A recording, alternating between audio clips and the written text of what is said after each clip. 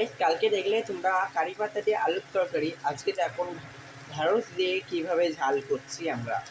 দেখতে থাকুন গণেশ রাজবংশীর ভিডিও। তরকারিটা করার জন্য প্রথমে ধনে লাগবে, তারপর লঙ্কা গুঁড়ো লাগবে, তারপর তোমার জিরে গুঁড়ো লাগবে, তারপর কালো জিরে ফোড়ন লাগবে, তারপর হলুদ গুঁড়ো লাগবে। দেখুন গাইস, কালো জিরে দিয়ে দিচ্ছি।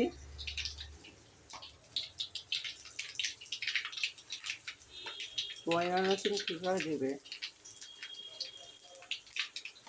এই যে গাইস কালো জিরে ফোড়ন দিয়ে দিলাম।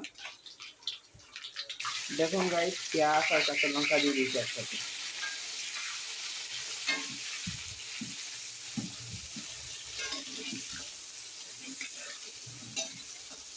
দেখুন কালারটা আসবে হালকা লালচে, না একটু বেশি লালচে করবেন না।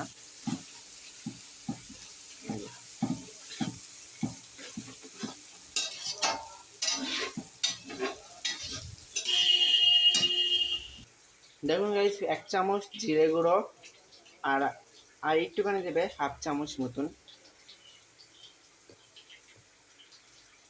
1 চামচ লঙ্কার গুঁড়ো, 1 চামচ না 2 চামচ দেবে।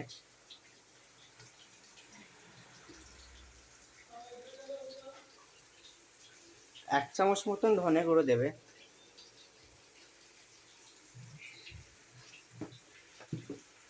1 চামচ মতন হলুদ দেবে, হলদি পাউডার যেটা বলে।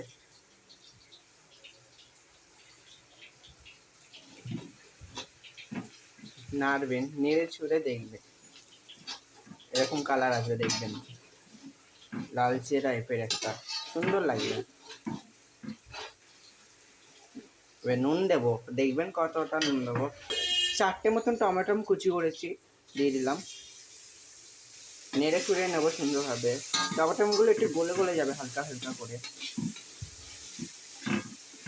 টমেটো যদি না গলে একটু সামান্য করে নুন ছিটিয়ে দেবে, টমেটো সহজেই গলে যাবে।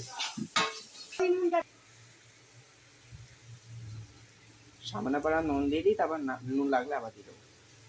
ঢ্যাঁড়স দিয়ে দেবে।